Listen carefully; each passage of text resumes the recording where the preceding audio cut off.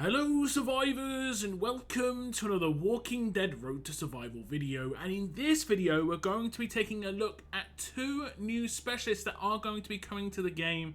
One is a second rendition of a previous specialist skill, so it's going to be a part 2, you know how it goes. And then there's going to be a brand new specialist as well.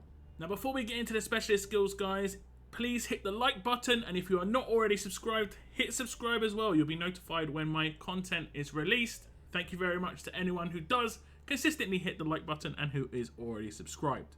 So now we move on to the specialist skills, and the first specialist skill is going to be Bodyguard 2, which is obviously an upgrade from the original Bodyguard. Quite a powerful specialist skill in itself.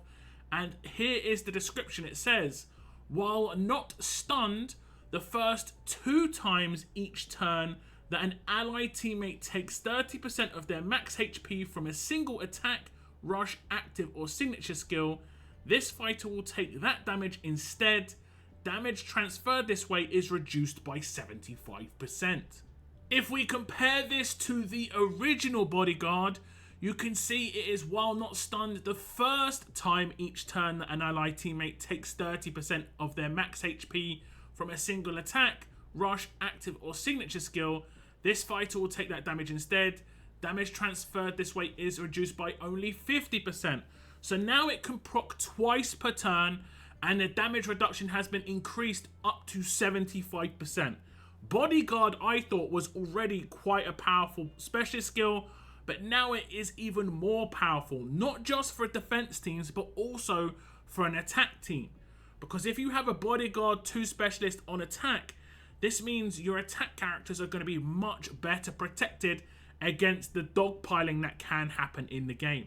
Now the upgrade to Bodyguard is obviously going to increase the survivability of teammates of that Bodyguard character, but it could also improve how powerful the passives on that character are going to be. This is an example of a current Bodyguard specialist skill that is on Mike, one of the OG Bodyguards, and it was Gore Shield.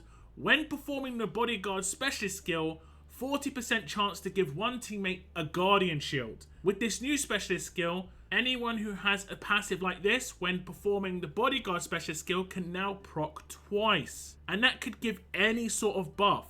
It could heal a teammate, it could give bonus HP, it could give Halo, it could give an attack buff, it could give a Guardian Shield just like this one, it could give a defense buff, it could give pretty much a limitless boost, it could cleanse a teammate, it could debuff an enemy. The most important part is it can happen twice per turn, so there is quite a limitless amount of potential when it comes to Bodyguard 2 on a defense team and an attack team. You could have a support character with Bodyguard 2 that every time it performs the Bodyguard 2 specialist skill, it could daze an enemy or it could impair an enemy, making defense teams not be able to utilize their full kit as quickly.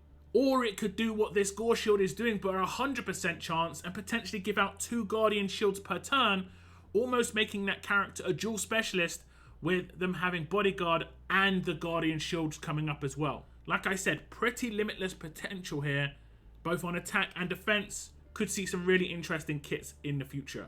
Do tell me your thoughts on Bodyguard 2 as a specialist. What kind of ideas do you have when it comes to the potential passives that could happen when the Bodyguard 2 specialist skill is performed? Let me know in the comments down below. So that was the look at the second rendition of Bodyguard. Pretty interesting there. Like I said, it does come down to how the kit works, but even if it's just a Bodyguard 2 specialist there, it should be very powerful. Now we're going to move on to the brand new specialist, and that is going to be Sentinel. And I'll read the description. It says, at the start of combat and every turn, defensive and offensive, that part's quite important, this fighter gets a Guardian Shield. There's obviously no comparison for this to a first edition because this is a brand new specialist skill. When looking at this, I think a lot of people will say, well, this isn't that good. I don't think this is going to be very important. This isn't going to be very powerful. But do remember, this works exactly like the Bodyguard 2 specialist skill, which I just showed. Every time a character gets a Guardian Shield, there is a way they can actually do something with that in their passives. So for instance, when a character gets Guardian Shield, they can also give other characters Guardian Shields. This is proven by a previous passive that has been in the game, and that was Gold Mythic Shiva from the Christmas edition, if you remember, the one that did line attacks, and her passive gave other characters Guardian Shields when she got a Guardian Shield. And here it is, Santa's Little Helper.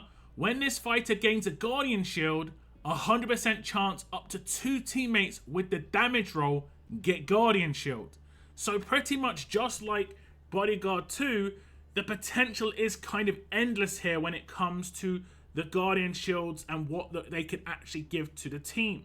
Both offensive and defensive. Again, it could be when this character gets a Guardian Shield, 2 damage roll characters get 50% attack.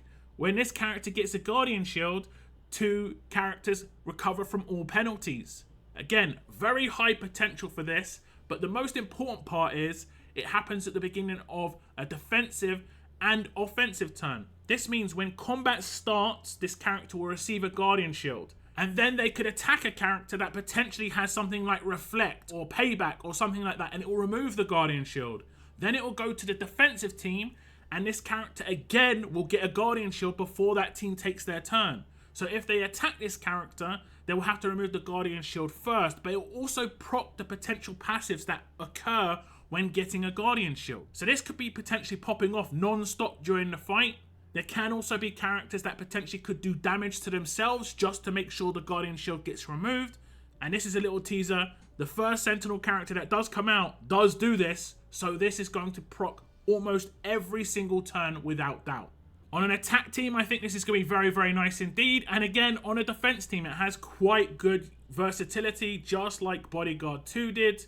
It really depends on the character's kit and how it's going to engage with those passives. I think Sentinel, more so than Bodyguard 2, is really required to have passives that actually give bonuses when that character gets a Guardian Shield, either to the teammates or to that character themselves. So for instance, as a defense team character, when receiving a Guardian Shield, they could fully cleanse themselves, so they could basically never be controlled. That would be extremely powerful indeed, unless you normalize the character, of course. It could heal them by a certain percentage of their max HP. It could have multiple of their passives happen when they get a Guardian Shield. And remember, this could potentially proc twice every full turn of combat. Once on your own turn and once on the enemy's turn. So this could be really, really high potential when it comes to the kind of buffs and kind of things that it could do. For instance, if it was this character and one teammate got Halo for 2 turns, there'll be Halo popping up left, right, and center on a defense team. Like I said, high potential. And if you have any thoughts about the kind of things you'd like to see happen when this character gets the Guardian Shields on their own turn and on the enemy's turn, let me know in the comments down below any ideas you have on what could work and what could make it kind of cool. So that's a little look at the 2 new specialists coming to the game, 1 second rendition and a brand new one. The characters that these are attached to will be coming out quite soon, so stay tuned for more information on those. Like I said, if you haven't already, make sure you hit the subscribe button so you get informed when I do release videos. That is going to be the end of this video, guys. Any thoughts, any ideas, please leave them in the comments down below. I want to thank you very much for tuning in, and as always, keep on surviving, guys. Keep on surviving.